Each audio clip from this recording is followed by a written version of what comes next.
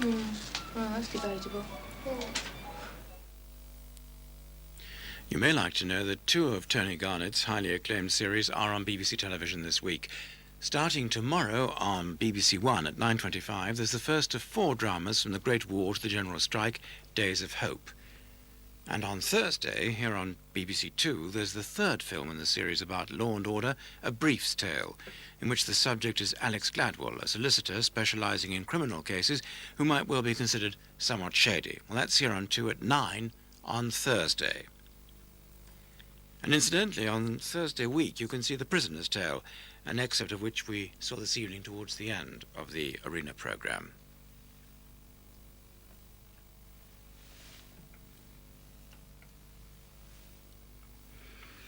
Back to tonight now, and here's Peter Woods with the late news on 2. The time is 16.5 minutes to 12.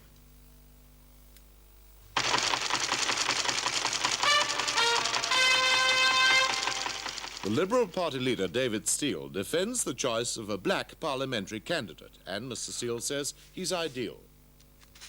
A handful of people in the Bedworth branch of the Nuneaton constituency are objecting to the choice of Mr. Gus Williams on racial grounds.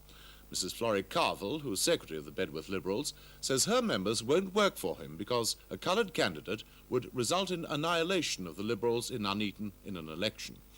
Mr. Williams, who was born in Birmingham of West Indian parents, was chosen last September as Liberal Party candidate. The party leaders in London called a news conference today and told members to resign if they wouldn't work with Mr. Williams. Lord Avebury spoke out against Mrs. Carville's views. I mean, since she has chosen to express herself in these terms, I agree with Jeff that it's intolerable that she should remain a member of the Liberal Party, expressing those views which are directly contrary to the fundamental principles enshrined in our Constitution. I can't imagine how she could ever have joined us in the first place. And I believe that if she really wants to serve the party, then she should get out now, and she should come back later on when she can make amends in some way or other for the immense damage that she's attempted to do. Would you agree that you've caused a certain amount of embarrassment to the party? Probably we have. I regret that very much indeed. Of course I do, after working for them all these years. I hope to continue working for them. I hope I don't find it necessary to seek an outlet in any other party. I don't agree with their policies, otherwise I would have joined them years ago. But it has been suggested by more than one senior Liberal that you should resign from the party now in view of the damage and embarrassment that you've caused. Are you prepared to resign? I shall not resign from the party. If they want me to go, they'll have to expel me. Mr. Williams was asked in Birmingham how he felt about the row in which he suddenly finds himself the central character. Having sort of democratically been elected and nominated and selected from one of 3 candidates, I would have thought that, you know, either some little sort of agitation has sort of gone on since my nomination, and I'm trying to get to the bottom of it, but I'm hoping now that it's come to the open, we can probably at the end of the day get round the table and sort of discuss it and forget it and rally around in the hope of Nuneaton and Bedworth creating a bit of history in putting forward the first black MP. The Liberals supported the government tonight in the Commons vote at the end of the budget debate. The government had a majority of 37. Rodney Foster reports on what comes now. Speculation about a possible July package, based on remarks by both the Chancellor himself and the Treasury Chief Secretary Joel Barnett, has continued despite the Prime Minister's attempt last week to try to cool things down. Well, tonight, almost at the end of his speech winding up the budget debate, the Chancellor was asked by Conservative MP Nicholas Ridley whether, because of the market reaction, Mr Healey could say definitely if he intended to introduce a July package or not. This was Mr Healey's reply. Obviously, if there is agreement at the summit on a major increase in world growth beyond what is currently expected, and every aspect of the economy performs as well as I predicted it would last week, the money supply, the balance of payments, the outlook for the next pay round, then it may be possible to consider some further stimulus later in the year. More or less than that, I cannot and will not say. A lot of ifs, but the Conservatives at least believe that remarks by Treasury Ministers last week have done a lot of damage. These remarks were supposed to be jocular, but as one Tory said, a pretty expensive joke at that. A disappointing budget, the Conservatives believe, but still a comfortable majority for the Chancellor and the government tonight, aided by Liberal support. Nevertheless, both the Tories and the Liberals intend to press for bigger cuts in income tax during the forthcoming detailed discussions on the Finance Bill, which implements the budget proposals. And if they're successful, the Chancellor may have to alter the whole balance of his budget. Canadian police have asked Scotland Yard for more information about Joyce McKinney, the girl in the Mormon kidnap case who disappeared last Wednesday. She and her co-defendant, Keith May, flew to Canada shortly after reporting on bail to police in London. They left a house in North London, where they'd been living since their release from prison, despite police opposition to bail.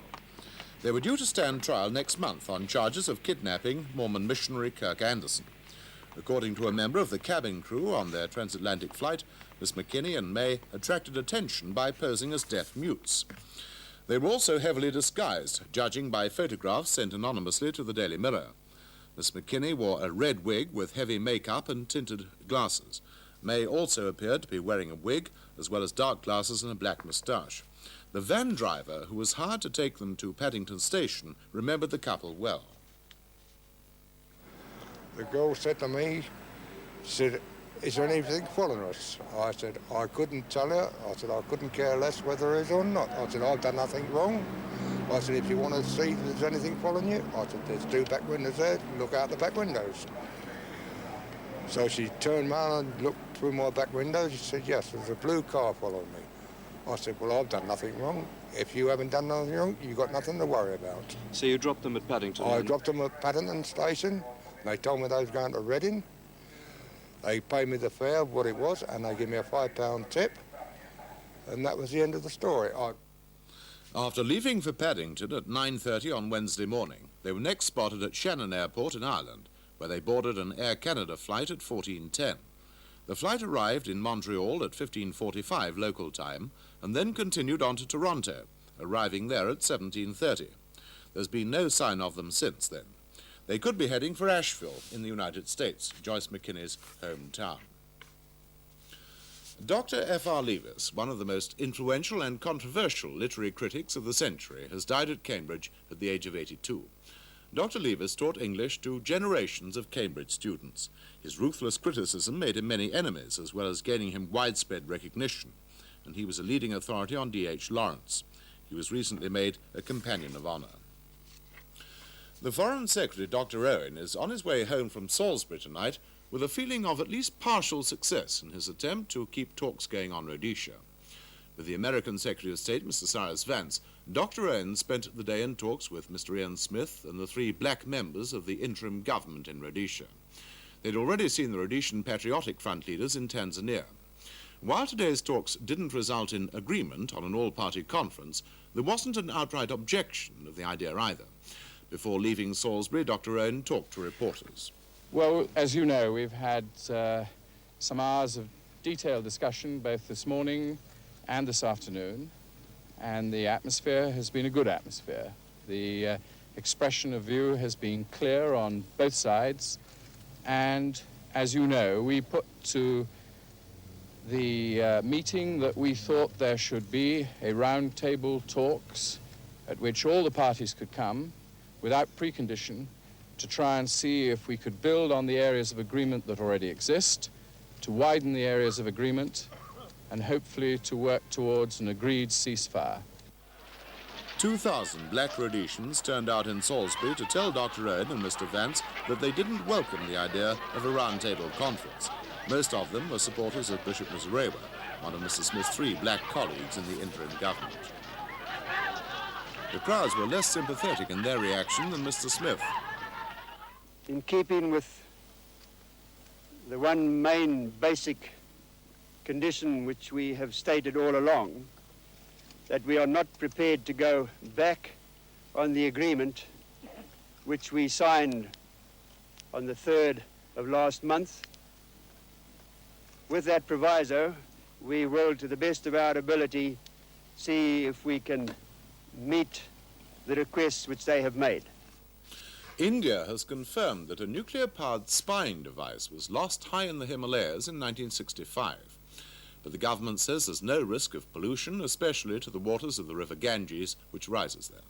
The Prime Minister, Mr. Desai, told Parliament that a joint Indian-American team tried to reach the summit of Mount Nanda Devai with a device for monitoring nuclear and missile tests. They were driven back by a blizzard and had to leave the device behind. The searchers since then have failed to find any trace of it, or any sign of radiation. A German prince who's related to the British royal family has been rescued by police after being in the hands of kidnappers for an hour and a half. Prince Moritz of Hesse was dragged from his bed by 3 armed men, but a housekeeper saw what was going on, called the police, and the kidnapping ended quietly when the gunmen surrendered at a roadblock 25 miles away. Kidnapping and acts of terrorism are now a worldwide industry, and more attention is being paid to prevention rather than cure. Martin Bell in America has been on the road with the men who are trying quite literally to drive the problem away. You're a government or company chauffeur. You've been ambushed and are now being chased by terrorists, and you have to get yourself and your passengers out alive.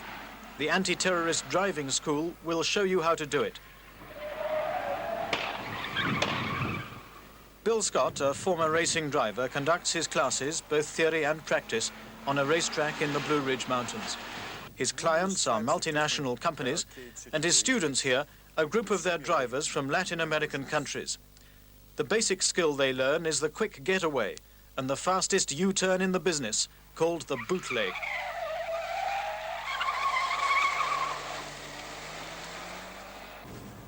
You start it by a sharp jab of the parking brake in order to lock the rear tires, and then you turn the steering wheel sharply to the left, causing the tires to break away in a spin of 180 degrees, so you can zoom off in the opposite direction. Okay, here we go.